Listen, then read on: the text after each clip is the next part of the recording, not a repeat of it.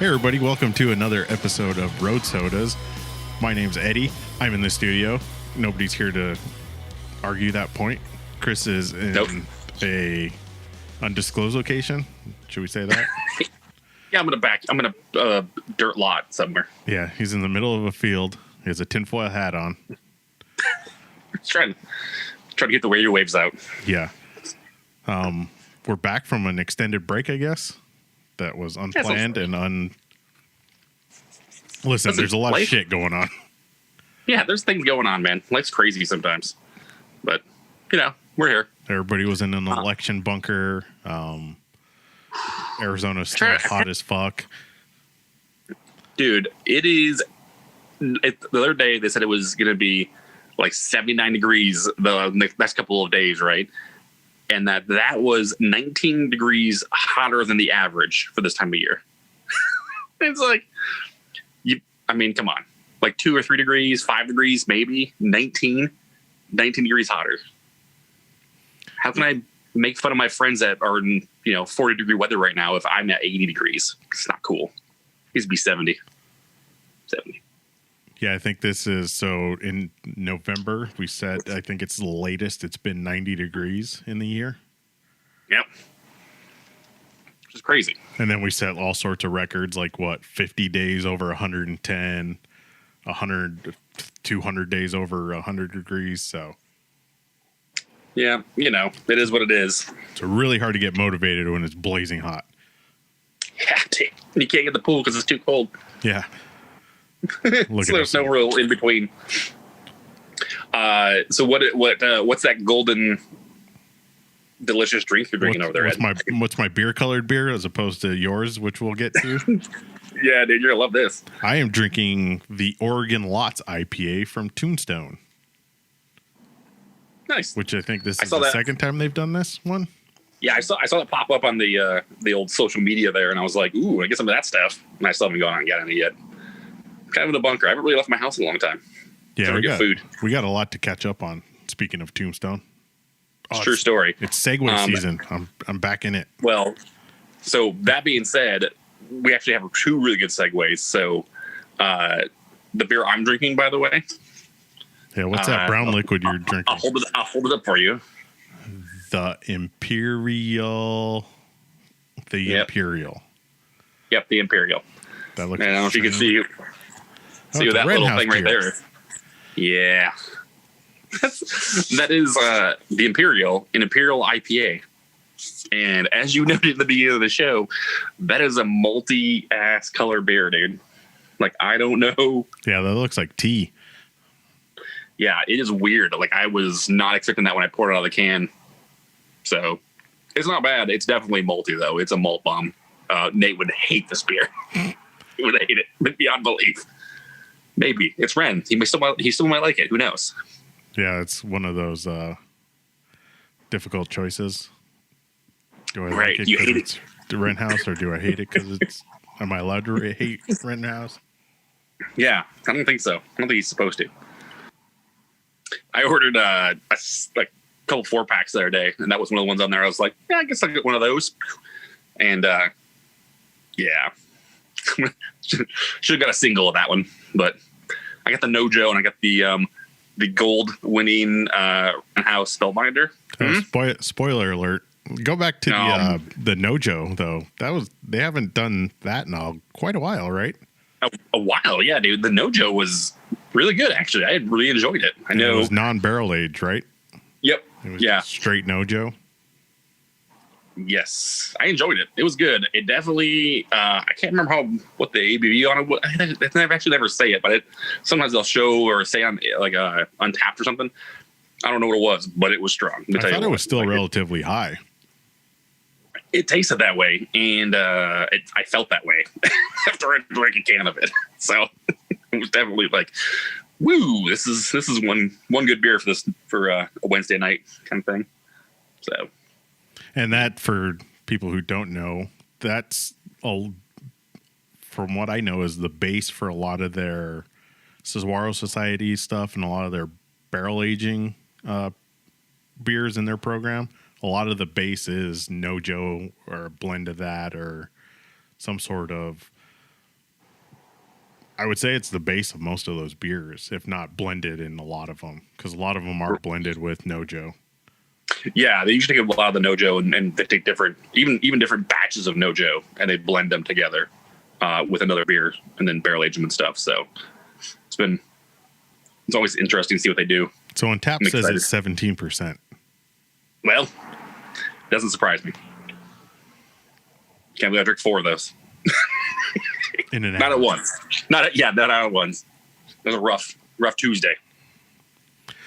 So you mentioned the Spellbinder. We kind of missed all of GABF, which was online this year. So I'm curious to know how that judging went. Like, did they ship the samples to people? I don't know. Like, it's really weird. Like, it's funny because it was online. So you're like, oh, maybe, I guess I could have actually watched maybe the GABF somewhere and got some of these answers, but I didn't take the time to do. Couldn't be bothered. Couldn't be bothered to get on the internet. Yeah, that was a little tough. And I was like, oh yeah, that was going on. Things just keep slipping by, man. I don't know what the deal is. Like, I just keep forgetting about lots of things. Lots of things that you should be telling is like, meh, cool. Well, it's whatever. just a beer is a very social and like in-person thing. So when it's so disconnected and you're sitting at home, like you don't, like it's hard to engage with something that's so like tangible. Like you want it in your hands and you want that personal interaction. Like, well, and my wife hates beer. And so I can't really be like, hey, try this beer with me. And she'll be like, no, I don't want to drink that beer. Yeah. It smells awesome. It tastes awful. So you don't want to be like, hey, Ed, get on Zoom and enjoy this beer with me. You have to go buy it first. Yeah, that seems weird. Yeah, Ed, go buy this beer so we can taste it together. Yeah, we're not that good. We don't really collaborate that often on that kind of stuff. And I'm going to the store. You should go to the store too. And we'll get something. Boo. Yeah, no, that doesn't happen. Sadly. But yeah, dude. Renthouse, GABF, gold medal in the, was it hazy and juicy IPA hazy, category? Juicy IPA category, which is the most heavily contested. Yeah, you gotta imagine that there's a ton of people pumping their beers into that. Like, because I mean, at the start of it, it started getting momentum, and there was a lot of people making them, and then people started making bad ones of them for sure. And at this point, everybody makes one. Like, Deschutes makes like 6 versions of their own hazy, juicy IPA kind of thing, and it's pretty crazy. So you gotta imagine that that's just being bombarded with entries, right? I mean, well, for a while there, it didn't really have a category, right? It was just in the IPA category till people actually understood what a hazy IPA was. Which is probably even harder, because then you're in a category that's being judged completely against what a hazy, juicy IPA should be, right? And so that's pretty, I don't know, it probably was even a harder place to be in. At least now you kind of have a definition or kind of like a guideline to follow for what a juicy or hazy IPA should be, compared to like, I'm sure it wasn't in the same category as an IPA versus like a West Coast IPA, but like, do you imagine like even an IPA, like standard IPA versus a juicy, and being like, this one tastes a lot like grapefruit, and this one tastes like flowers, and like, which one do you? I don't know. It's just weird to like. It should have been its own category, and I'm glad it is now, because at the time it was like, this made no sense. But yeah, I guess like everything else, it just takes time for it to. I mean, beer's like anything else. There's trends, and so if it's not going to stick around, why would they make a whole category around it for people to make those beers? So yeah, because I mean, they're pretty, and we've said this before. Like, the best beer may not necessarily be the best tasting beer, but it's more fits the style parameters. So right. Obviously they have to establish like what is the parameters for, which is, and it's easy. And it's funny, like, I'll say this about the Spellbinder, since they've been making a lot more often. I would say it's definitely more consistent of where it's at, but I've definitely had Spellbinder in different kind of not be consistent, right? I've had ones that are like, again, not bad. It's not bad Spellbinder. It's just not as good as the last batch I had, kind of thing, right? Like, there's definitely some variation. Chasing the dragon. Right. for sure in that realm. So to Ren House's it's credit, they've always admitted, like, when they're doing transitions, like when they got all those new tanks and then they were transitioning, because Spellbinder was like a sporadic release, and then they basically said, we're going to make this a staple. So obviously building it into a everyday kind of tap, you're going to go through growing pains. And then they got different tanks and bigger tanks. You're going to have growing pains through that. And they were open with it about, like, hey, this isn't what we're shooting for. Kind of, we're working on. We're trying stuff out. Yeah, it's funny. Like I actually talked to somebody the other day, and I told them about the whole GABF thing for Ren, and and the reason I said that to them is because they got Spellbinder when it came out. Like they were like, when it first came out, they got Spellbinder, and I got Spellbinder, and they hated it. They did. Like, one of my friends was like, did not like this beer. They hated it. And I think they actually gave me their cans. Like, I was like, I'll definitely take them. No problem. Like, oh yeah, I'll get rid of those for you. Yeah, no problem. But didn't like it. And then now I was like, dude, it's a GABF winner. And that's what they said. And they're like, well, maybe it's time to give it another chance. So, we'll see. Maybe it's just more people on. The clout that comes with that one is more than I would say any other category. Because, like, you see very few people advertising like GABF winner or stuff like that, but it seems like that category now, it's like, holy shit, you won a gold medal in this, or you medaled in that category. Like, I think it holds more sway than any other. Like, nobody's bragging about, like, I don't know, listen, like the West Coast. Dude, if you're Saddle Mountain, you're bragging about your Scottish tail dragger, three years in a row gold medal. No, I think it's 5 years total, and I think they're down to the bronze now. So I think they're finally getting pushed out. No, I thought they won a gold medal this year. No, I think it was a bronze this year. Was it? I'm going to look this up. I'll look it up, but I swear it's a gold. I have it up here. So we can go over the pull it up. But speaking of advertising, like, I noticed.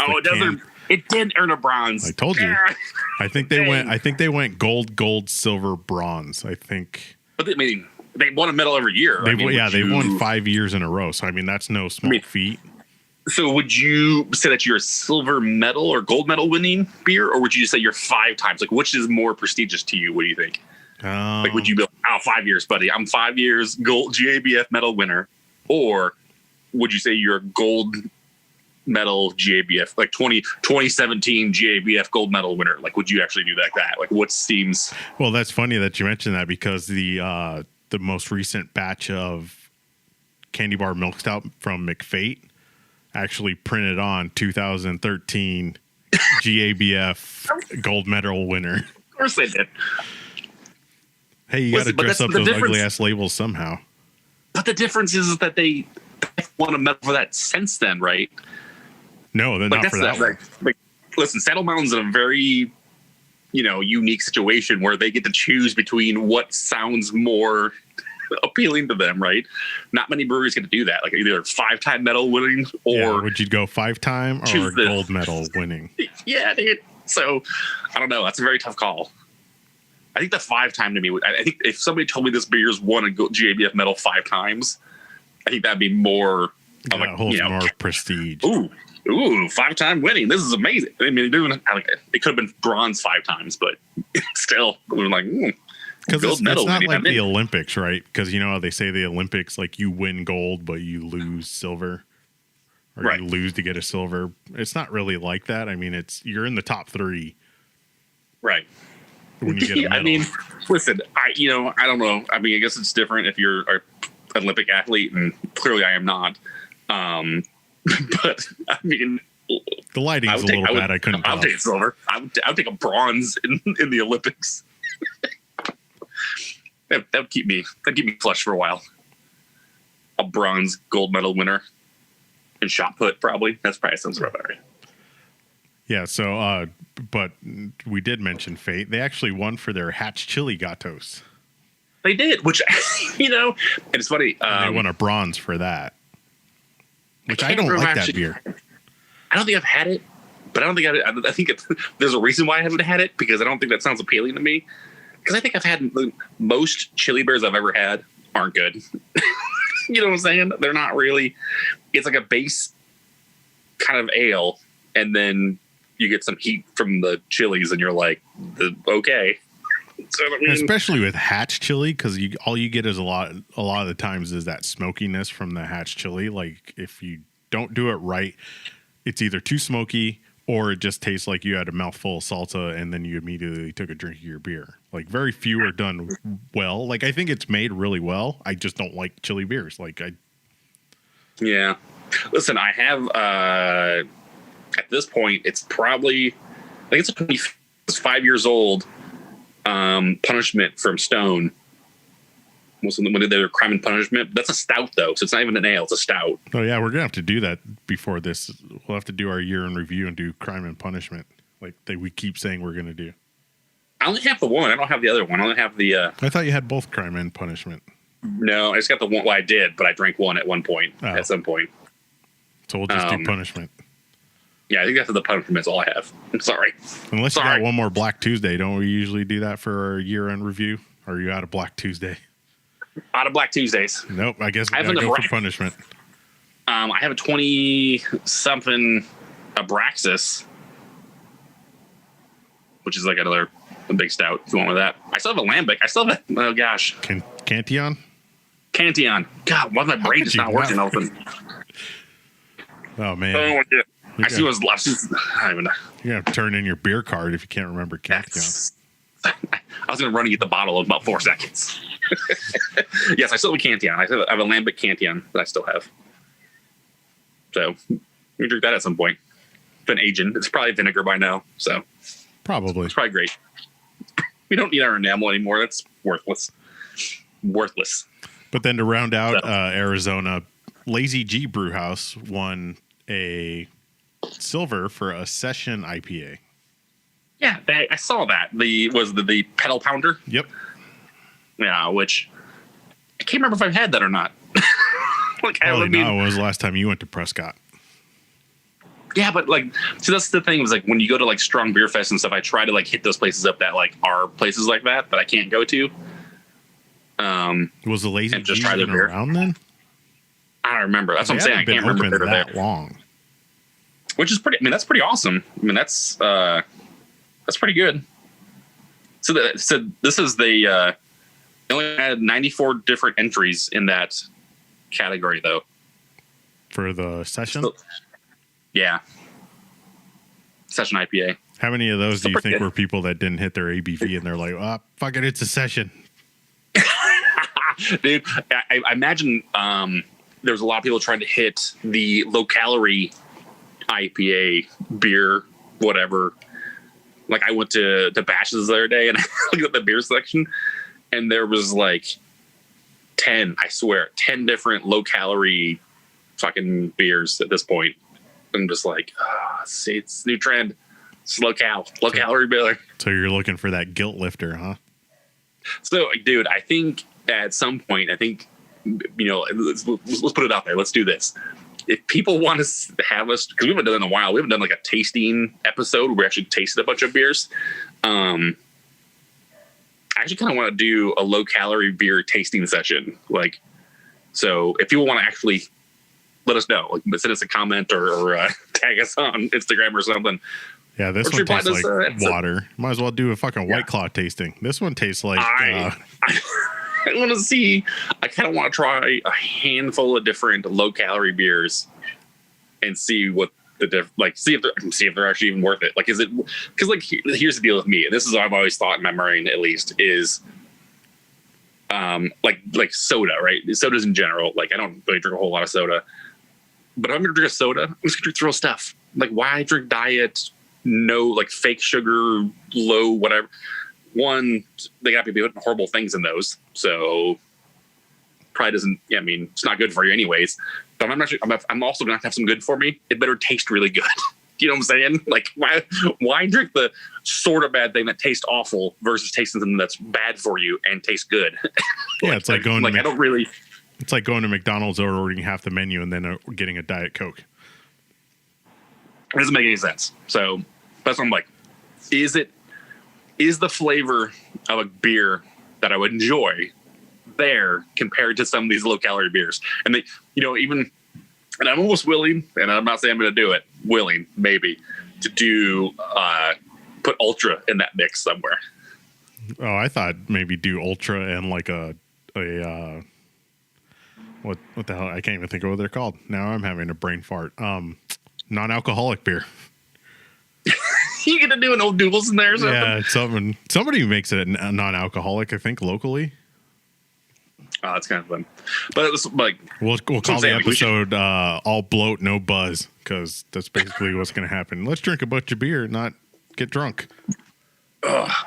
Just hydrate. Sounds the worst. Yeah. sounds awful. Oh man. Well, to kind of throw it back to your. Oh, but wait, no medals segue. for Rally this year. I know. I don't know sad. if they don't. I don't know if they submitted or what happened. Maybe they didn't. I wouldn't be surprised if John said, "No, I don't trust the way the beer is being handled this way," and he's like, "We're just not going to submit anything." Well, what if it's because Wes left and he didn't want Wes to? He didn't want to give Wes credit for. He wasn't there anymore. That would be funny. That would be awesome, and just like a big fuck you. Like you're leaving. We're not giving you any GABF. Well, no, I don't think he did. Not in a malicious way. It would just be funny if he did that. Right. But I can't. They used to do a live stream a little bit here. They used to do a couple of them. Some live streams Raleigh has. I haven't watched anything. I haven't seen any pop up in a while. No, I haven't either. I think everybody's kind of weathering the storm and seeing what's happening next before they kind of adapt and push forward. But another brewery won the gold or the triple crown, to take it to a sports reference that you won't get. Another brewery won. I think they actually beat Raleigh because I think they won a gold and 2 silver. Oh, wow. And Raleigh last year won a gold, silver, and bronze. Right. I can't remember the name of the brewery because obviously at this point it's been a while since GABF happened, and I didn't write it down. It's not Raleigh. I don't care. Yeah. It's not an Arizona brewery, and it's not Raleigh, so it'll be fine. Listen, we'll get their beer eventually. It's the Wandering Tortoise and Theodore and Sleepy Whale, and everybody else just keep pumping these new breweries into town, man. It's crazy. Yeah, the amount of I went to Tucson. Like my father-in-law moved to Tucson, so we've had to do a couple of visits down there. Tap and Bottle, their selection is pretty killer. I would compare it to anything like that the Tortoise or the Theodore or the Whale have. Like solid options down there. Dude, they were great. Like those guys, Tap and Bottle were amazing. We did the episode there. They were super nice to us. They were really, accommodating. So that was awesome to be able to do it there. And then even more so, like we literally get out of the episode. We come upstairs and we're hanging out, and I can't remember the guy's name. He's one of the owners too, and he literally drove to Tucson or Tombstone to get Tombstone beers, and just brought them back in his car. Right. Like it's dedication like that, right? Like this time was like basically, he was doing this to bring him back, and we saw him and we're like, hey, can we buy some of those? And he's like, yeah, sure, no problem. And he like literally, it was like not even like in the cooler yet from like the cases from his car, and we're buying them from him. Buying them out of the trunk, like selling CDs. Even in 5 minutes earlier, it would have been in the parking lot. We've been like, hey, what you got there, man? What you selling? He just opened this trunk up. I got some beers for you guys.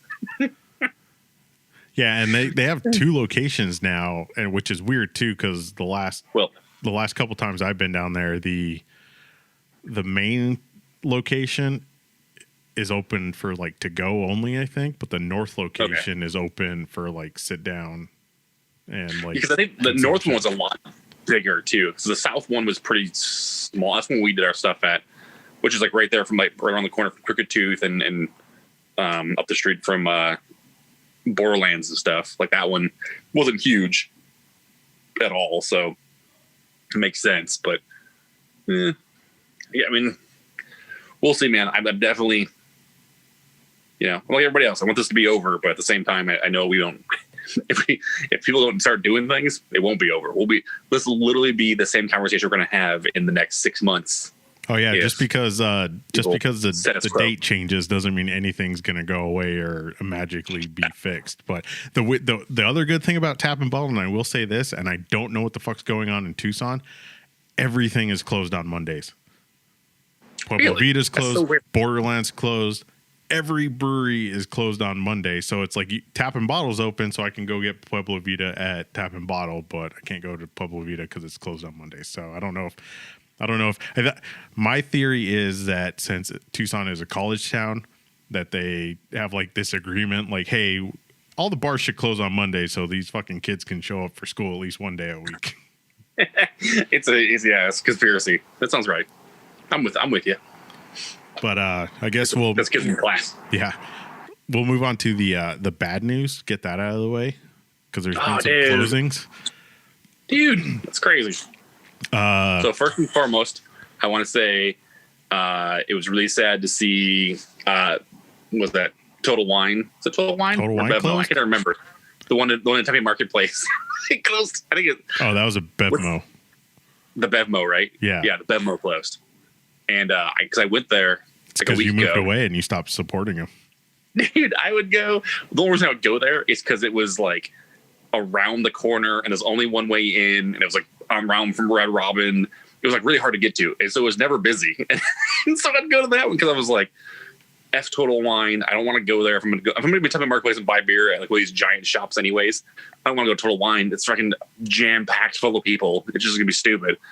And so, like, especially right now, I was like, okay, well, I'm gonna go there. I'm gonna go to Bevmo, and it's gonna be out of the way. And I go, and I cut all the way across the little stupid friggin' Tempe Marketplace parking lot, avoid hitting like 1,000 people and cars and stuff. And I get over there. Yeah, it's closed. They don't exist anymore. And I was like, no, so sad, dude. I was so yes, the giant conglomerate, which is crazy because I mean, I guess they're pretty. I mean, Bevmo's pretty big, so their cheap beer sales being right next to Bass Pro Shop didn't sustain them. Like they had to be selling Coors Light for fish and chirps, right? Right, you think, but no, man. That's didn't work. I mean, again. The Total Wine Tempe Marketplace is way easier to get to. And it's like right there. And that's where everybody goes to it. It's busy. It's always busy. Every time I've always been at Total Wine, it's been busy. And so just that Bevmo is just kind of out of the way and not really busy. And so it was almost like a Walmart being Total Wine to Bevmo being like the dollar store. It was a really extreme dynamic between those two locations in that specific spot. I've never seen another Bevmo like that, but it just seemed like it was like almost like it felt like a Total Wine overstock. Like, here's all the shit that's not selling. We'll just stick that in the Bevmo and put it in the corner. It's weird. I mean, and sometimes they got really good stuff, and there are times, they didn't have anything at all. And they had a little tasting growler station where they do like, the beer tasting stuff, and they never were open either. Like, they never really took off over there. And yeah, and I just think that was just a bad location to be in. It was so out of the way that people just didn't go to it. It was hard to get into, so people don't want to go there. But weirdos like me, I'm like, you have a choice between going to a freaking slam-packed freaking Total Wine or going to a freaking out of the way Bevmo. Going to the Bevmo, just because people. So support Chris in his endeavor to keep corporations alive. Well, listen, I live in the middle of Scottsdale now, and there's not a whole lot of I have to drive a little ways to get to a good bottle shop at this point. There's some couple of places that are like liquor stores that have they put like craft beer banners up in front of their places, and I was like, you know what, Stone, I'm gonna go give Lagunitas, and Four Peaks. Is that their craft beer section? 100% their craft beer section. It is not craft beer. I mean, it is, but it isn't, right? So depending on the definition, I haven't looked in a while. It's not the level of craft beer that I expect. It's funny, like I left a Facebook group recently, and I don't really say a ton in there. I just want to see what people talk about and what they were doing and stuff. And I left them, and it's because people constantly had this banter. It was like every time somebody posted something, it was like, but somebody would post like a picture of a Coors Light, and they'd be like, really enjoying this right now. Hopefully I don't get removed from this because of, and they would just be like, people would post non-craft beers in a craft beer forum and then be angry when people got mad at them for posting non-craft beer. And you're like, what? Yeah. And Facebook's just a cesspool of fucking idiots. it's just, I was just like, I can't do it anymore. I joined it for a bit to see like what it was, and it was like there was some interesting stuff in there, and there's just other things. It was just like you. I'm like, I get it. I understand that it's okay to like non-craft beer, but don't post that in the craft beer forum. That's like going to like being like, you know what, I like eating vegan, right? But I'm gonna go friggin' to a vegan forum and post fucking McDonald's hamburgers and be like, listen, I know this isn't vegan, but guys, this burger's amazing. And being upset about it when people get mad at you for doing that. So I don't get that. So I was just like, you know what? I don't need this in my life right now. And I just left. So who else closed, Ed? I know Bevmo wasn't your number one. Yeah, we're not just going to do another half hour on Bevmo closing. Damn it. Yeah. So I can't even think of the name of the brewery. Is it Green? It's Green Feet, not Green Cheeks. That's in California. Right. Green Feet in Tucson announced they were closing. Never been there. Yeah. Weird hours. Here's one thing I have noticed. If you opened after 3:00 p.m., you're probably closed right now because Scottsdale Brewing Company never opened before 3 p.m. Which is weird because they had really good food. Like they had good food and their beers were for lunch. But their beers were amazing. And that's the thing is like I had some really good beers from, was it all their beers were great, but they definitely had some really solid beers and their food was really good. And so how they closed, I don't know. I don't even know. I couldn't even tell you how they closed. It's crazy to me. Well, and that was weird. That was like March, like 31st. They're like, well, if we have to close, we're not opening it back ever again unless there's a miracle. Well, we talked about it, dude. Like we talked about the show. Like it was so confusing because we didn't know if they were closed, if they were not closed. There was a post that said they were closed, and then the day before they were giving out free lunches to kids, and then the day after that, somebody posted something, and they were like, "Oh no, we're still open. Come on down." And it was like, "Wait, what? What is going on?" So, speaking of chili beers that I hated, Scottsdale Beer Co. had the worst. It literally tasted like my chip of salsa broke into my beer, and then I drank it. One of the worst chili beers I've ever had in my life. So I love that. They had a really good IPA, and then they had a big stout that was really good too. I can't remember the names of them were at this point. Been gone so long, I can't remember. Yeah, and their names were all over the board. They didn't have really any consistency with their naming. Man, what was it? There was two good ones. That was really good. But yeah, no, for the most part, they had really good beer. Their food was delicious. So it's just weird. But no, Ed, let's get to the real heart meat. But more recent closings. One that surprised me was Granite Mountain in Prescott closed. Yeah, that seemed weird. Like that was all of a sudden like, whoa, okay, cool. What are you gonna do? I think the big one that kind of caught everybody by surprise was Helio Basin closed. Which, maybe some people by surprised. I don't know. It wouldn't surprise me. It's like I liked Helio Basin. Well, listen to this. I liked Helio Basin's location. I liked the brewery itself. I like the guys that ran Helio Basin. Their food was really good when they opened, and it definitely took a downturn when their chef left. When their chef left, she was amazing, but like they're not. That's not bar food. It wasn't bar food. It was dinner. That was dinner menu food that she was putting out. And so there's no way they could have sustained that price point. And their beer was just always kind of okay. It wasn't amazing. It wasn't anything that blew me away. They definitely didn't jump on trends. So when Hazy came out, I didn't see them make one, Nope. If they did, I haven't heard about it. They stuck with a crowler format for a long time too. Like it was like crowler or nothing. Right. But I think all know that doesn't work out. You pointed it out just by listing it. Like if you're a brewery and your beer is like fourth on the list of reasons people like you, you're not going to survive. Like it was always the two main things were always food and the building, and beer was always third or lower on the list of reasons to go there. Like it's funny because like it felt like it was it's kind of weird. It's kind of, and I mean this in a bad way, but it felt like a brew pub. You know what I'm saying? It felt like a place that I would go get dinner and then they had beer there. Yeah. That's what it felt like. It didn't feel like a place that Like, I mean, I guess you said it properly. Beer wasn't number one. It was always something else first, and food was definitely a thing on there. Whereas like, hey, let's do some lunch or let's do some dinner there. But it wasn't like, hey, let's do some beers. Oh, and while we're here, let's get some food.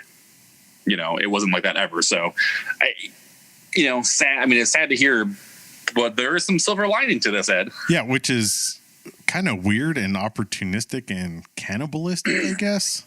Because the body wasn't even cold yet when the announcement came. No, but you know what? There's no way that it was, oh, they made the announcement and let's jump on top of it. I almost have to assume that Hilo Basin saw the writing on the wall, right? And then they reached out. Right. It's not like it was like mumbles in the streets and then they jumped on top of it. It was on a hostile takeover. Yeah, they saw the writing on the wall and they knew it was coming. And so instead of them leaving themselves high and dry or out to the wool, basically they're like, hey, let's try to go out a little better here and let's make a deal with somebody. And that deal is Tombstone Brewing is no longer located in Tombstone anymore, or Tucson if you're Nate. Right. Yeah, jeez, this is very South Tucson. It's really cool. I am super pumped about that. Like, again, the idea that another brewery reached those people that they knew were being successful, right, and were able to actually turn a profit there. Right, they are definitely a great candidate, right? Because who else could you think is going to have that kind of following that isn't within a 10-mile radius of that location, right? Because you're not. It's like Red House. No, why would Red House have a second location with blocks away from where it's at? Like, it doesn't make any sense, right? Not them. Fate might have done it. Maybe Fate. It probably wasn't close enough to their other locations. Who could have been was Oso. Oso probably would have bought them right up. Probably with their 6th location. But just to clarify, so Tombstone took over Hilo Basin, and they opened basically 2 days after Hilo Basin closed. Hilo Basin had a clear out the keg party, and then that was on a Wednesday or Thursday. No, it was on a Wednesday, and then Tombstone announced Friday, we're bringing in a bunch of cans and a bunch of kegs, and we're basically doing like a soft opening, and then we're closing to clear out the tanks and start putting beer in there. And there was still Hilo Basin shit on the walls on Friday, from what I understand. That's crazy, dude. But that's why I also think that it was such a coordinated thing between Hilo Basin and Tombstone, right? Because there's no way that they would have had that the 2 days. Like, if you would have, like, hey, we're going to buy you out, and it's on a Monday, like, that would have took weeks and months and stuff. So they had to have some kind of deal ahead of time, and all of it worked out where, that's what they did. Well, a little birdie told me, and I don't want to give away my source in case, one, it's not true, and two, I don't want to lose like the little bit of insider information, is that Hilo Basin hadn't brewed anything since like February. Oh, wow. But so they didn't really, and it adds up because they didn't really have a lot to go through. They basically had a single day of like, hey, let's clear out the remaining beer we have. And that makes sense. If you think if you go to a brewery that has been brewing beer for a while, people don't realize how much 5 gallons of beer is, right? And that's a home brewer's amount of beer that you're brewing at a time, 5 gallons, right? You start scaling that up to freaking like full kegs. That's a lot of beer. That's a lot of beer for people to drink. And so, if they had their full production of what they normally would have had on site for that one night, there's just no way that we would have killed any of those kegs. No. Right. That's crazy. So I don't know, man. It sucks to see Hilo Basin go because those guys were cool and I liked what they had going, but they just, I get it. There's definitely a lot of things where it's like, they could have done a little something different, something better, but they did it their way. So, good for them. But super, super fucking pumped that Tombstone is now in Phoenix because as much as I'd like to have I mean, here's the only downside to this, and well, sort of, right? Because my thought was at first is like, okay, so you get places that go to Tombstone and they get beer and they bring them back, and even with a little bit of markup they put on them, they're still not bad, right? The price point on Tombstone beers for what they make is amazing, right? They have delicious beer. The price is usually pretty damn good for, a 4-pack of even like a triple IPA is under $20 usually, which is crazy. Like $22 is like a standard kind of just like $22 is like, yeah, it sounds about right for a 4-pack. And they're usually under $20, usually like $16-17 for a 4-pack, which is, there's other people doing it too. Like the shop has, their beers usually are somewhere around there too. But I was like, this is gonna be even better because we're gonna actually be able to pay less money for beer that's brewed here. Hopefully, this is my hope, right? I hope that we're gonna be able to get basically those like original prices that they're selling for at the brewery in Tombstone, but here in Phoenix. Yeah, I can't imagine them not utilizing that brewing space because that's way too big to be just a tap room. That location is huge, so they would have to. Huge. And hopefully, even better, they're going to start putting menu out. They're going to put food out too, so it's going to get that crowd. Like I feel them, if they're just using the distribution model, I feel like they would still be fine with that location. Like that's not going to be a problem for them. Yeah, to do this, like it's going to be awesome. They're going to get kegs and cans out of there, so we'll see a lot more of their beers here, which is pretty awesome for the valley in general. I bet you nobody's happier than Ian at Ground Control because he doesn't have to drive from. Right? He doesn't have to drive all the way from freaking the West Valley to Tombstone. Right. To pick up beer. Now we's got to drive from Tombstone to Phoenix. He's going to make up for it a few times. So do you think the return of the Bermuda Triangle is inevitable? I hope. Because, I mean, sort of like it's there's 1 weak leak in that Bermuda Triangle that I would, what I'm saying? No, you wouldn't say that. How dare you? Like, I feel like it should be a different Bermuda Triangle. Bermuda. It should be a different one. It should be a little larger and go south more, maybe towards the shop or somebody. Like that would be more of a cool. But I mean, it's not like close. A quadrilateral if you go that way, or yeah, it's true. It's just not as So for those that don't know, the Bermuda Triangle was basically like when nothing was in that area in Phoenix before, like the Wandering Tortoise, before they started kind of redoing that area. It was Wren House, Helton, and Helio Basin, and they did a lot of collaboration stuff. Like you could get like a shuttle between the three, and like they did like markets, and you could take like a shuttle and beer tours. Yeah, beer tours too, right? Yeah, you could like. So here's the thing. So do you think Wandering Tortoise, Wren House, and Tombstone now will be the trifecta, the Bermuda Triangle? Well, considering you can get Helton beer at the Tortoise, I would say yes, that's probably a better option. Yeah, because Helton's another one, like along the same lines of the of Helio, makes very specific beers and doesn't really do a lot of like. They're not Dark Sky, and they're not Wren House. They're not doing 7 IPAs. They're not doing a bunch of adjuncts and stouts. I mean, the farthest like Helton has stepped out is doing that boysenberry sour, which they've been doing for a long time.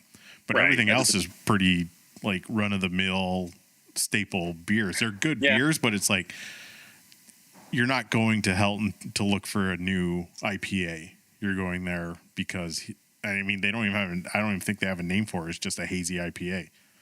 Yeah.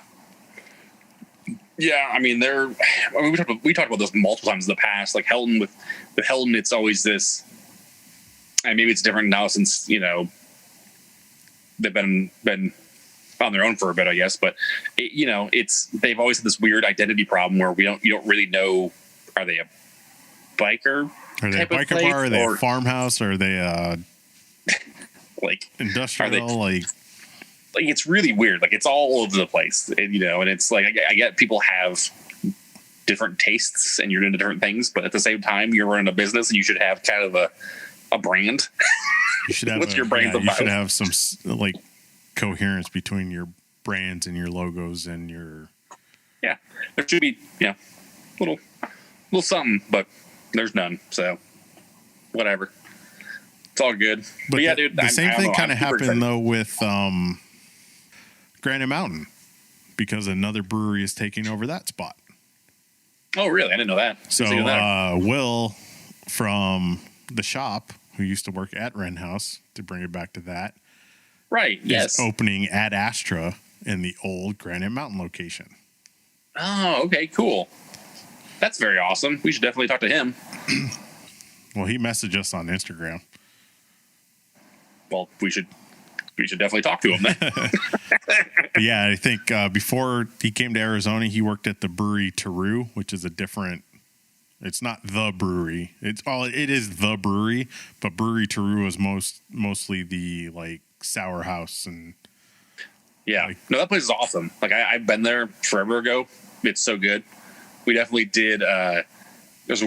So forever ago on one of our San Diego trips, it was Nate, I, and then our buddy Dave, and his parents live basically down the road from the brewery Turo, and it was basically we'd have them, Bottle Logic, and like Stereo Brewing, and then one more place, and all in one night. It's pretty epic. So it was a fun trip. So kind of in the same area, but yeah, the brewery Turo is really good. It's even though the brewery is kind of like they're owned by whatever, they still make amazing beers, and so it's hard not to enjoy them. But at the same time, I don't seek them out, I guess is the best way to put it. Well, we don't get a lot of their stuff here. No, not a ton. We get that cake stout or whatever the hell that one's called. I mean, we've gotten a few things here, but the brewery Turo, they put out. I mean, the sours are a little harder to get, but there are some beers that we get here that they're part of for sure. Liquor Express gets a ton of their beers. Actually, what am I forgetting? The Tart of Darkness is actually from them. Sour stout. So you're welcome. But the big question is, have you answered the plethora of emails to join the brewery's membership that you once coveted so badly? No, it was super exclusive, and now it's not, and I don't want it anymore. But they still send the emails. When you go to Vegas, you have to act like you don't want it, so they give it to you. But if you act like you really, really want it, you won't get it. That's just how it works. Speaking of which, if you're just to put your mind at ease, I did renew my Wren House Saguaro Society membership. Woo! Which I haven't used that in a long time, Ed, in case you're wondering. Yeah. I was questioning it because now Wren House has pretty much done everything pre-order. You can still do pre-orders for the pre-orders, I guess. Like everybody can order online at Wren House, but the Saguaro Society still has that window before it goes out to the public. Right. The one thing is, it's weird because sometimes the Saguaro Society pre-order limits are lower than the general public limits. Well, I also feel like people are double dipping on that too. Like if you're a Saguaro Society member, probably why they do that, but I mean, they haven't sold out of anything in quite a long time, so I don't understand why they don't. Because like most of the recent releases, I mean, the Wally stuff, that's all been single 4-pack. Most of their releases for the Saguaro Society pre-order has been single 4-pack stuff. I can't think of the name of the place. It's speaking of Wren House, friggin' the people from Wren House, the Wayward. That's it. That's the one I was thinking of. The Wayward opened too, right? Yep. That's open now, and they're open up in like Bethany Home and the 51 over that way, right? What's that? The Bethany Home and like the 51 kind of area, that Roosevelt area. Like that's where that little. I think it's like right across the street from that Little O's, which is the newest Oso location. And then I think there's another brewery going in. Is it downtown? Like downtown? Yeah, downtown? It's in that Roosevelt district. Oh, okay. So we're by the Theodore. Okay. I thought it was a farther north for some odd reason. I think it might be farther north up that street, but it's still in that general area. I don't know if it's like in that proper area where like Wilderness and Theodore and like all those like artsy places are. Yeah. But I think it's still in that general vicinity. Oh, okay. But yeah, the Wayward Man. So was it Tyler and then your wife's favorite bartender, Hilda, they left from Rent House and they started their own tap room, right? Yeah. So, which is, and it's hilarious because they actually were able to use the name that Rent House wanted it to use. No, that was Westward. Was it Westward? Oh, okay. So close though. Yeah. Westward and Wayward. So you know that had to like come into play. Like, oh, we can't use Westward, but we could use Wayward. We can talk to them too. We should get them on the show. We should have them do this shit show of a Zoom call with us. Yeah, it's so unmotivating to do Zoom calls. Like I would rather. I mean, anybody listening out there, we have plenty of cable. We can sit more than 6 feet apart and still be on microphones. It's true. We could. We got a giant cable like that. There's like 100-foot cord in here somewhere. So. Yeah, I think most of our cables are 15 to 20 feet long. So we'll probably be up there. But go back to the Saguaro Society thing. They did not increase the membership numbers. Oh, really? So you still, but you guys get ability to re-up, right? We had first refusal, which I think it ends. I think somewhere around Thanksgiving is when like the period ends for the renewal. Gotcha.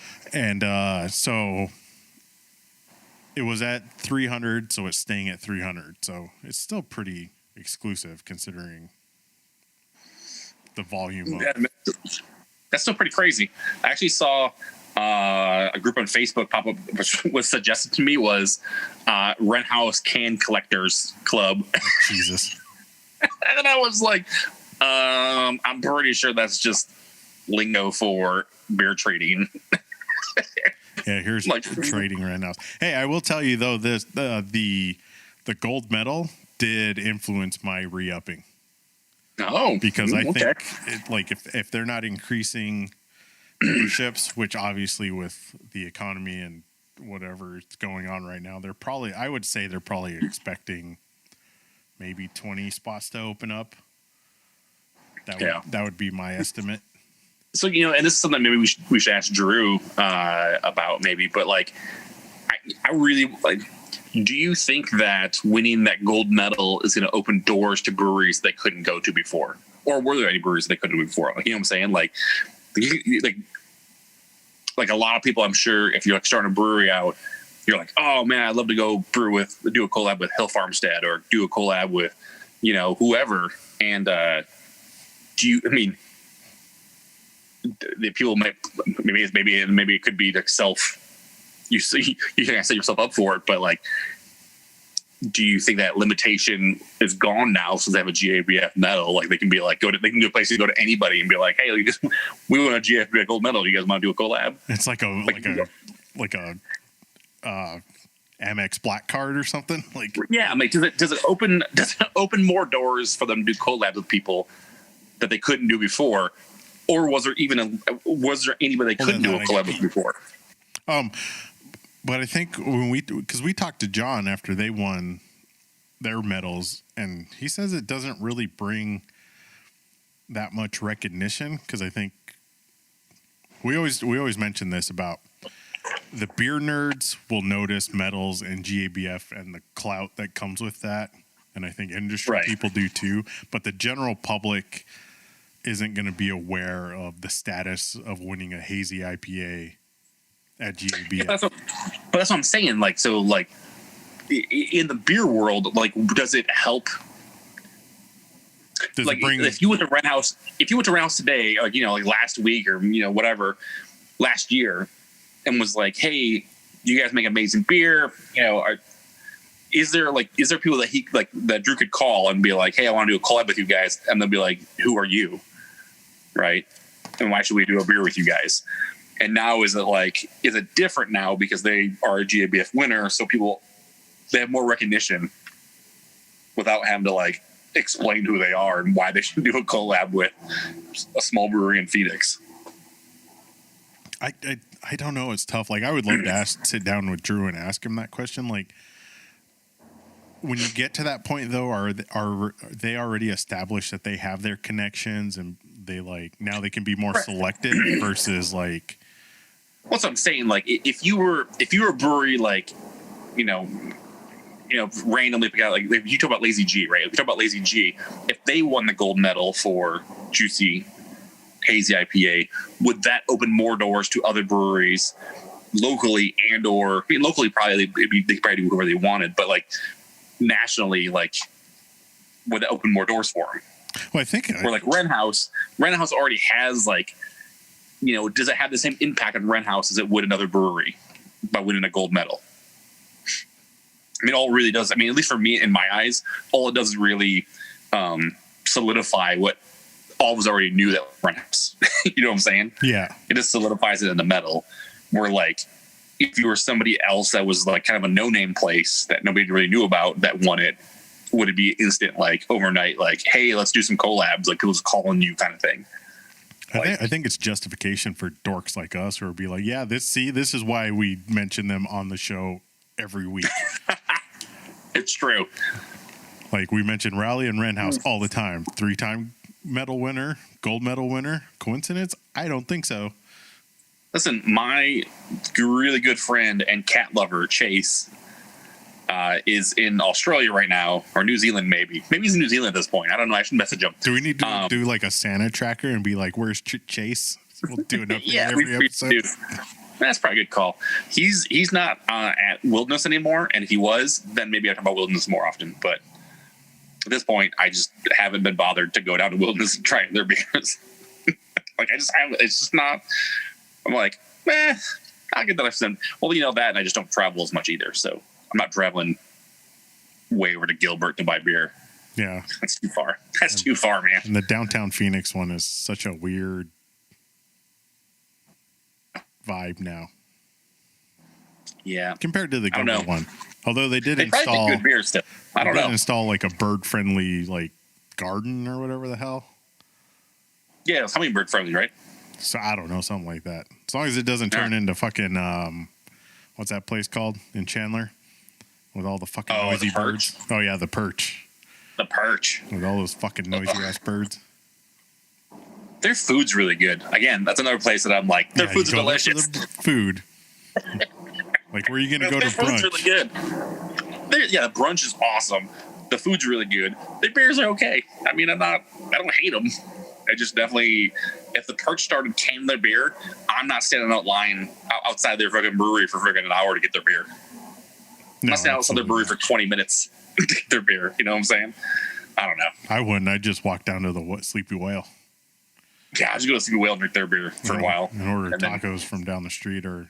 no, Gadzooks. Yeah, Gadzooks enchiladas is right there, so... Listen, I'm getting hungry now. Talking about food. Not good. DoorDash?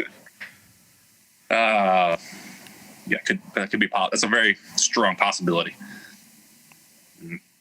So what else? What else did we miss? I think we covered. So big, finally opening downtown in Phoenix is. Oh yeah, 2 years in the making. Superstition Meadery, dude. Was it 2 years? I think the initial announcement for their downtown location. I think they just posted recently too that it's 2 years in the making. So I don't know if that was from like planning or announcement till actual opening, but they said it's been about 2 years since that was put in place. The pictures they've been posting of like the development and like the different artwork and it's been awesome. I'm really excited to go see it at some point. I still haven't been there again, just because staying indoors, but looks pretty awesome. Like all the pictures they have, the place looks freaking cool. I can't imagine they're going to do well in that location. Patron of the show, Mark Ballesteros, actually went there last weekend with his family. He basically dragged his family down there, and they basically got a bunch of flights, and he said they actually had a cider flight. So the only cider I know they make is blueberry spaceship box, right? Or Yeah, blueberry so I was like, spaceship, that's or whatever the hell it's called.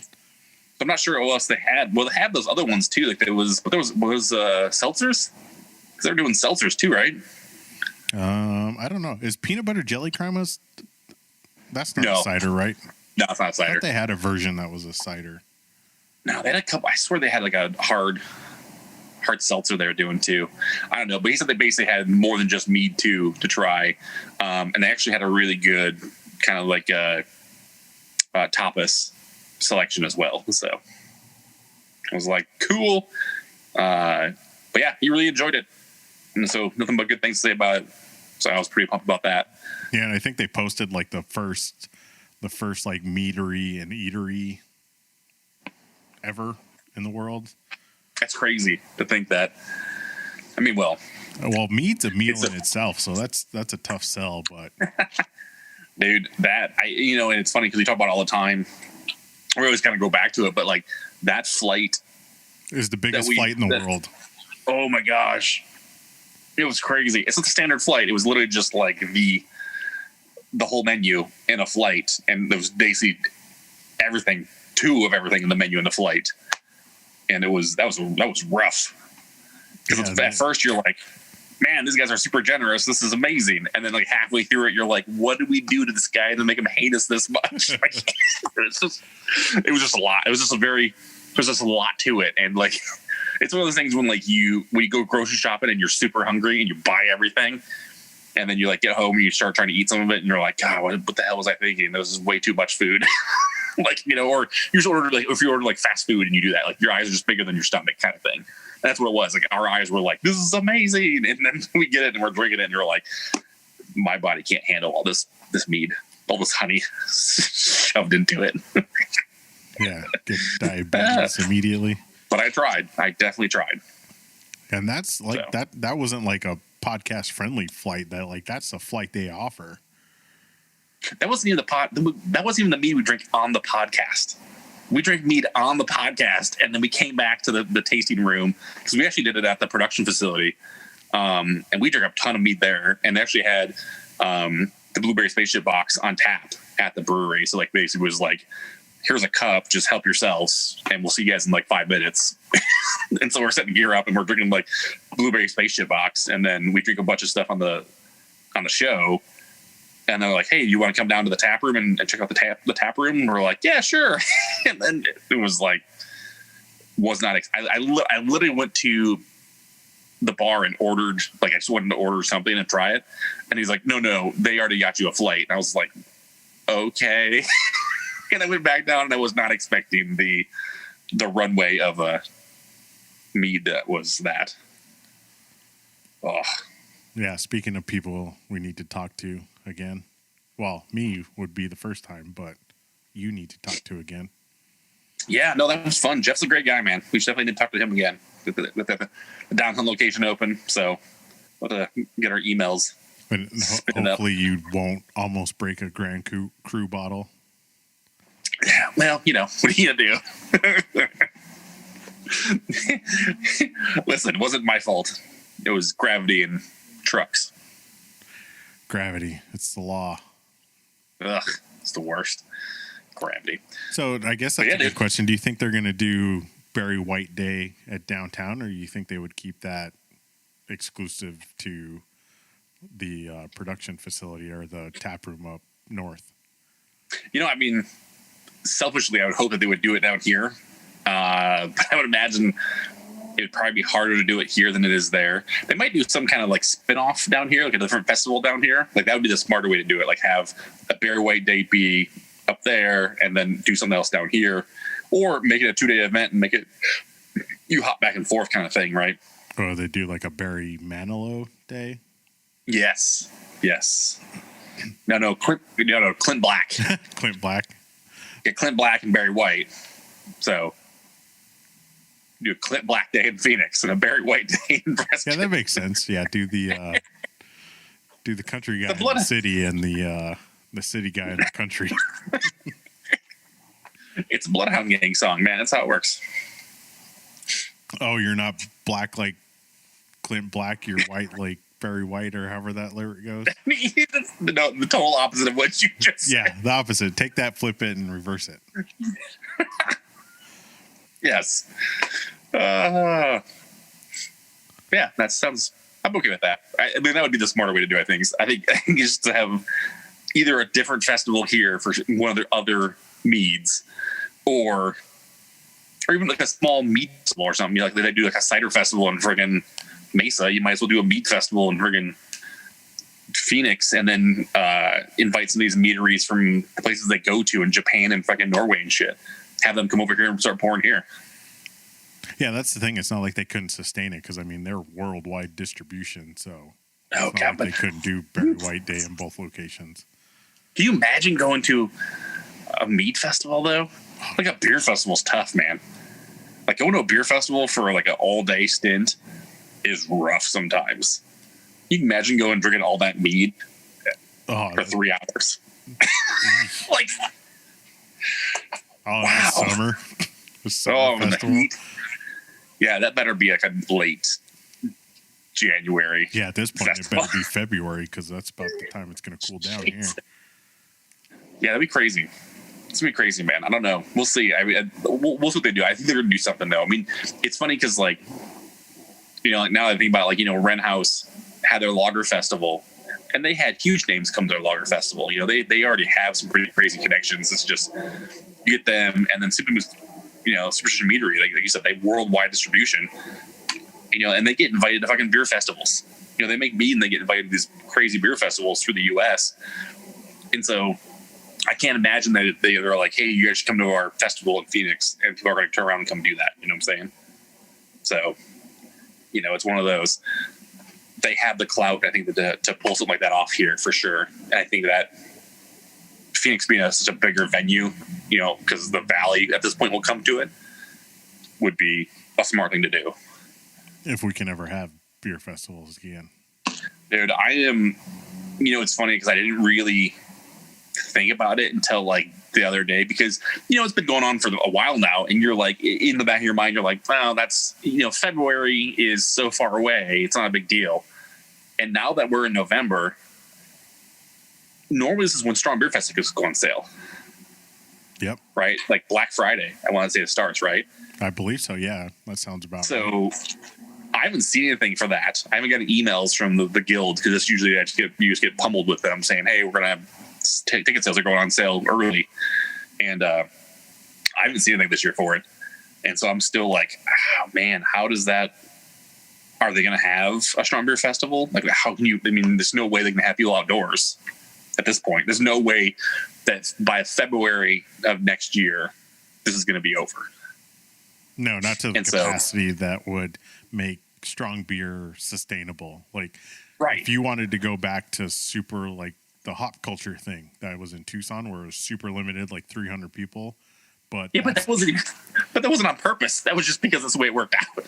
But yes, I understand what you're saying. It was smaller than what they set it at, but what you said, like your fond memories of like being in the smaller venue with a lot more intimate interactions. Like, do we see a shrinking of beer festivals? Like, is it going to be like what hop culture did, like with the 2 sessions, like maybe 2 smaller sessions, like not as much beer, more spread out? Like, I don't see us going back to festivals as they were prior to this.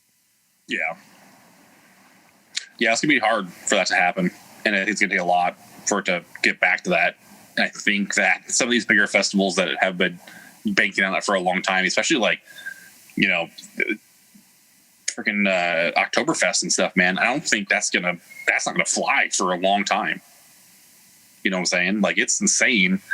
That's gonna hurt a lot of people. It's funny because like my first, at least with even Strong Beer Fest, right? My first like thing was, oh man, it sucks. Not Strong Beer Fest is gonna be around. And then my second thought was, oh shit, that's gonna hurt a lot of the breweries here. You know, I mean, that's one, the gets a lot of exposure for all these breweries, and 2, that helps the Brewers Guild a ton out, which they use that money to do, I mean, countless things. Listen to one of our other episodes with freaking Rob about that stuff. But there's lots of things that they do that use that money for. Besides, also put on other beer fests, and so you can't really do those things if we don't have one. Yeah, to go virtual beer fest. You were talking about, I think, like Strong Beer and Real Wild and Woody, like two of the bigger Southwest festivals. I think that brings more recognition than Wren House's gold medal, because you get bigger breweries that come in here and they get to go and venture to Wren House or Goldwater, Pedal House, stuff like that. Because going back to Lazy G winning a medal, I think the fact that their brewer worked at Russian River added more to the popularity than them winning a silver medal for a session IPA. Yeah, no, that makes sense. I get that. But yeah, who knows what that does to like the economy. Obviously, it's already hurt, because I don't know if you heard this, but Arizona revoked the to-go cocktails. Oh, really? No, I didn't hear that. We talked about it if you listen to one of our previous episodes. Basically, people were walking out with plastic sippy cups of like margaritas and all sorts of to-go cocktails with like a straw hole taped up. But that to me was fucking bananas that they were doing that. Like, that was even acceptable anyways. Like, that was like crazy to me to think that. Yeah, that was asked for forgiveness, not permission type of thing. Yeah, like I ordered like a while ago. I ordered beer from Wilderness, and one of the things that you get was a pre-made cocktail from them too. And that came in like a sealed bottle, like it had a plastic seal juice. It was almost like a little sun-kissed type of thing where it had a sealed lid on it. They just it was already pre-made and the booze was in there, which was really cool. I get a pre-made thing from Chula Seafood. We go to Chula in Scottsdale here and get fucking amazing seafood. And they started doing pre-made cocktails in these little plastic bottles. Like, you get Bloody Marys and margaritas and shit, and they're delicious. So I guess that they won't be affected by that. So I'm pretty happy about that. But yeah, the fact that people are leaving fucking places with, literally, it's like basically a Sonic fucking cup with a straw taped over was really kind of and crazy to me that they were doing that in the first place. So, whatever. I guess people get by. But like, that's what the guild would use like that money for, would be legislation and like basically lobbying to work on stuff like that. Yeah, not necessarily the to-go, right? Because obviously we all know that spirits is the enemy, as you like to say. Yeah, well, them and wine. Are they coming for you?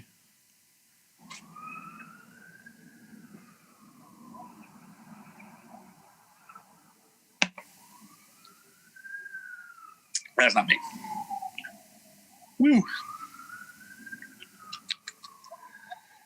I like this Black Butte Porter. I don't like it. It's kind of one of those, like, sometimes it hits the spot and sometimes it's like, yeah.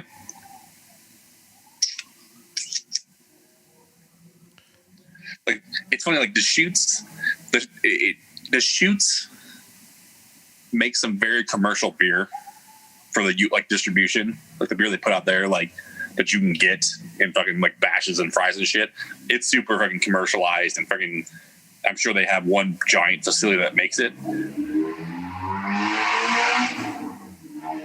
Yeah, sure. Fucking race cars. We live in AJ, dude. Let me tell you what, this is like insane.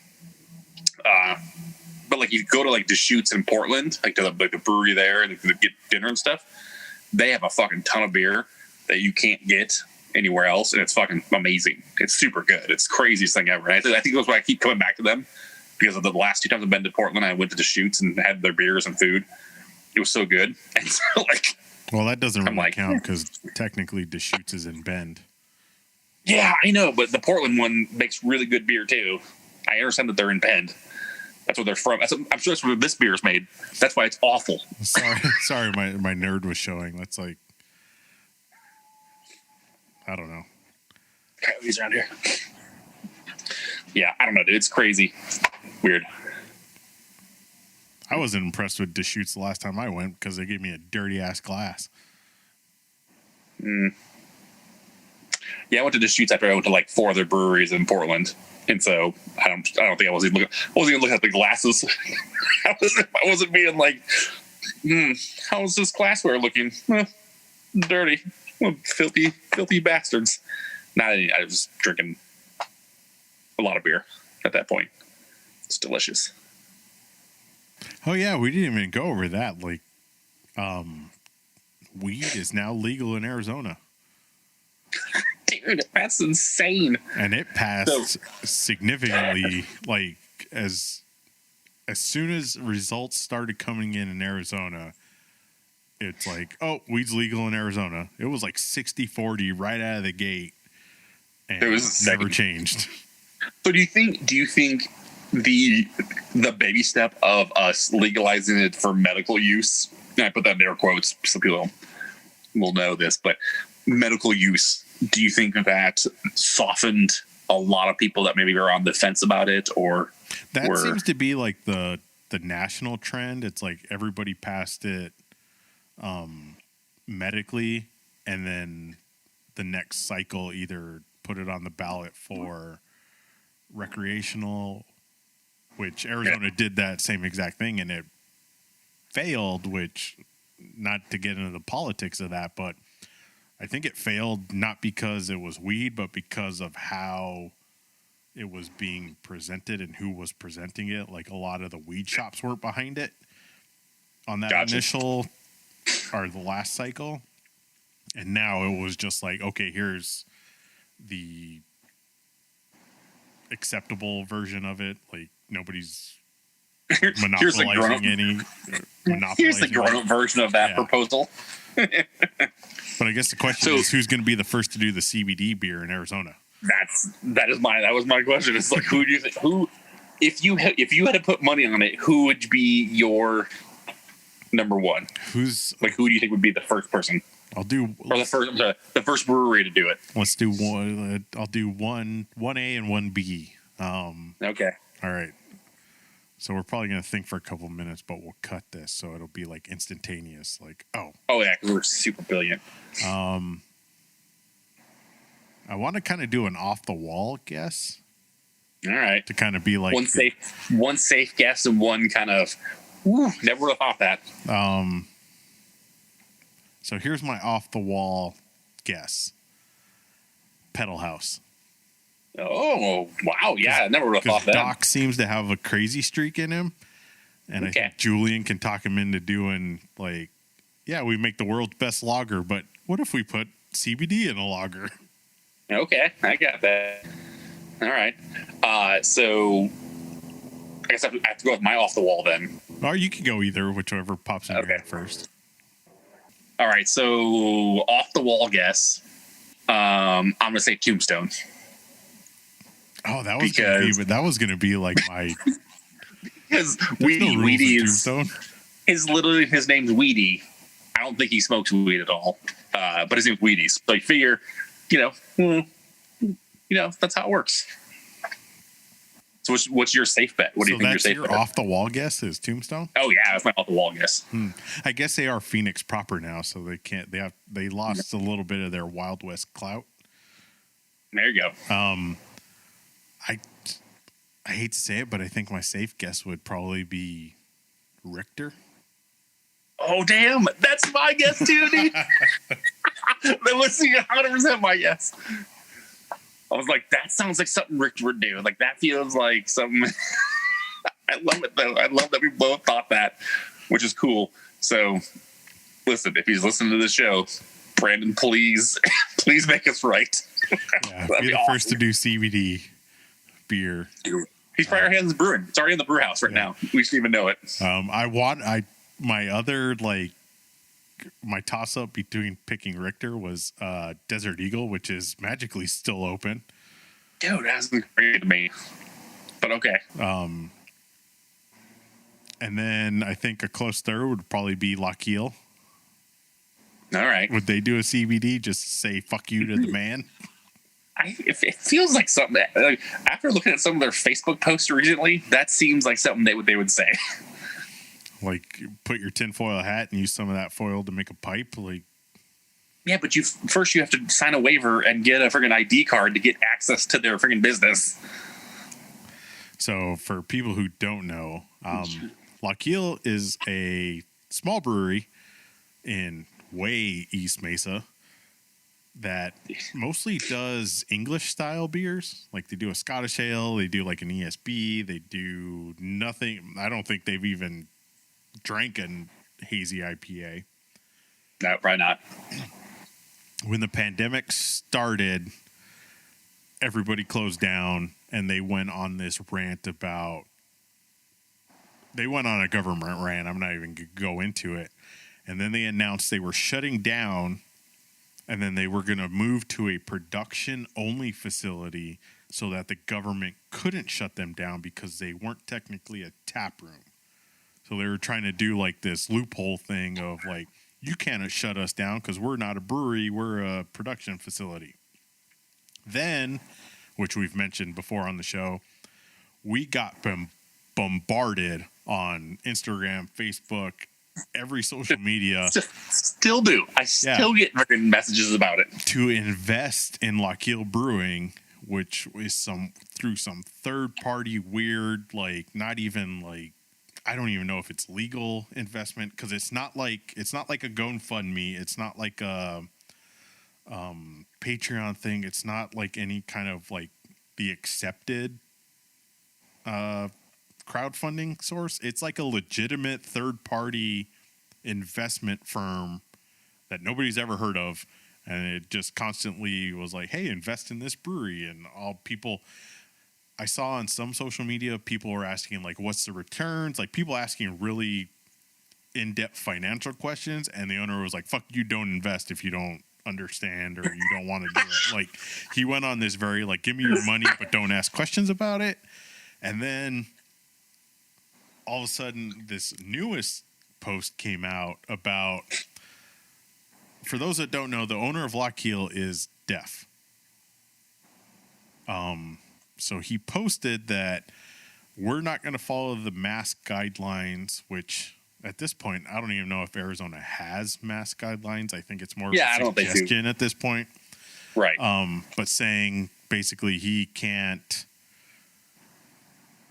was saying that I read lips. So if people are wearing a mask, I can't serve them. And it's well, he was saying, so he's basically using the ADA to basically say that he can't read people's lips, so he can't see what they're saying because everybody's wearing masks, and that includes his bar staff and waiters and patrons, like all of them. Like, he basically couldn't.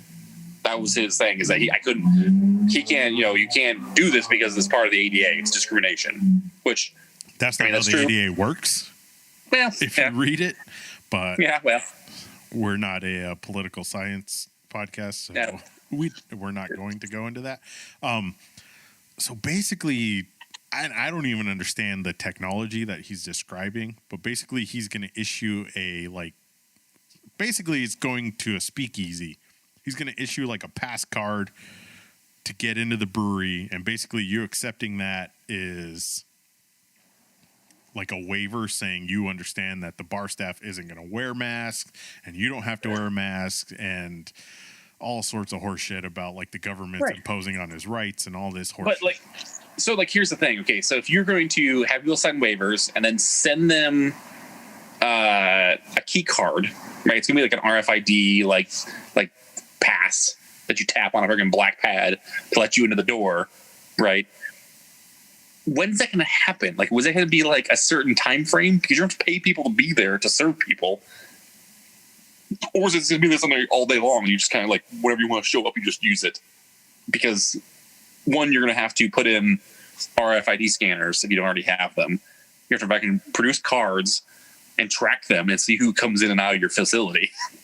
Right? This is going to cost way more money than he thinks that he's going to make with this. I just don't get it. I don't understand why he thinks that he's going to be viable. I mean, and it may be. Maybe it is. I just haven't run the numbers. Maybe he already has it and he just has to get new cards or something. But hey, maybe the investment money was fucking in the millions of dollars, and he just true. Maybe a lot of people money to burn.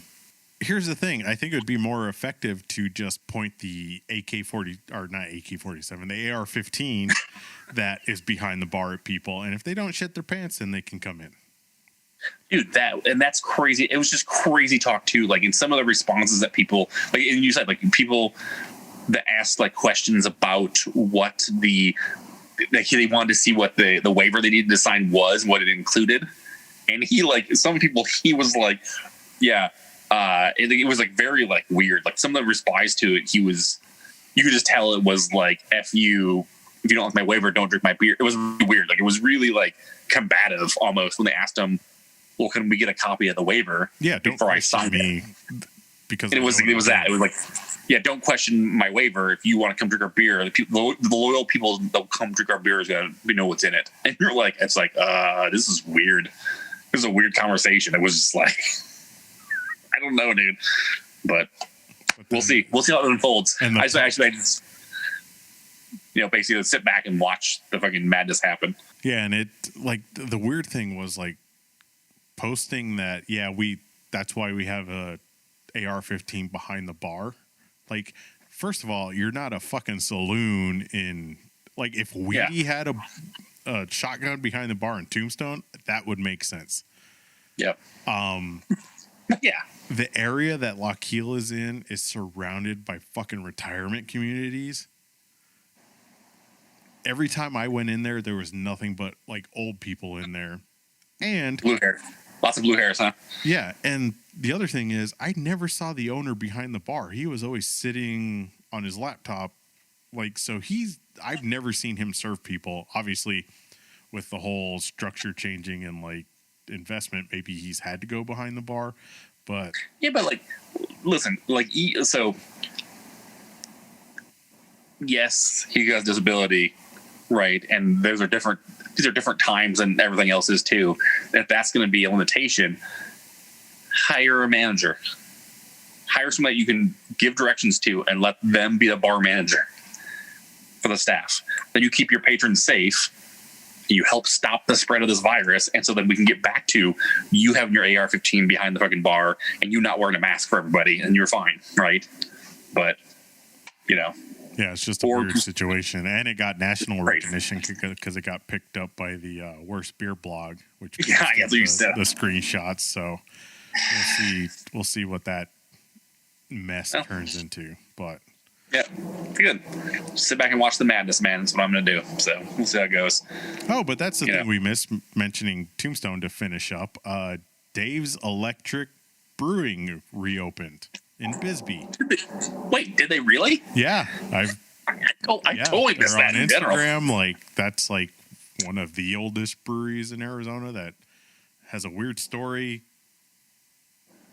Yeah, there's a lot of because that guy went through some divorces and stuff, right? Yeah, that was a whole mess, but like it's back and I've seen like they have the original logo and it's the lightning bolt, the electric thing. So we'll have to look into that and maybe we can talk to them because that'd be interesting to get their history. That's the roots of Arizona brewing to some people, I would say. Like that's I mean, for a long time they I mean, that's kind of a old school for sure. So yeah, it'd be interesting to see them, see what they look at the future, like see what they what they foresee and what they hope to do now. Like what do they learn from their past business venture and what they hope to actually bring to the new the new one. If it's even the original people, maybe it's right. It could be a name. Bought the name out, yeah. But guess we'll find out. Yeah. Chris, do you have a list for us? I do have a list for us. A list of people. Holy shit. This might be the first time ever. I saw your face light up and it wasn't with joy. It was your phone screen that brightened you up. It is. So people who have stuck with us, thank you very much. And those people would be the most awesome people in the world. And they are our patron supporters. So Zach Dominguez, Jessica Langley, right? Yeah, Jessica Langley. Angela. What was that? Lansbury. Damn, I know I got it wrong. The Indie Beer Show from San Diego there. Sina Gomez, Rom Fulmer, Mark Ballesteros, Anthony Bracamonte, and a special shout out to Riley Greenbaum, who is one of our super, super amazing patrons. She actually has her own special tier. So thank you. And we actually missed her on the last show. And when I listened to it, I was really sad. Yeah, I blame you. That's a clerical error. Yeah, that was me. So my bad. But in my defense, I said when we started doing Road Sodas that we weren't going to do all this Patreon shit because these are supposed to be smaller episodes in between bigger episodes.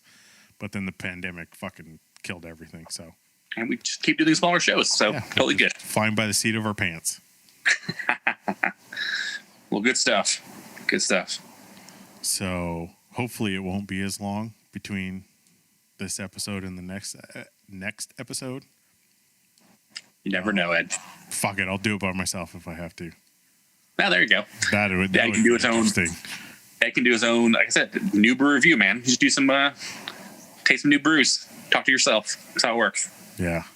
If you talk into a microphone, it's not weird, right? No. Because talking to yourself in the corner is one thing. Talking to yourself in the corner into a microphone, completely justified. True story. Well, if anybody wants to find more information about us or how they can support us, or actually our awesome merchandise store, you can go to hoppycraftsman.beer.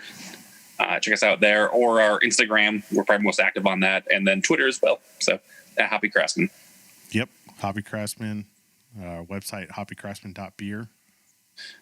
All right, guys. Well, thanks for listening. We'll see you next time. Am I gonna say bye? Say bye to people, Chris. Bye. so much spite. Thanks for listening.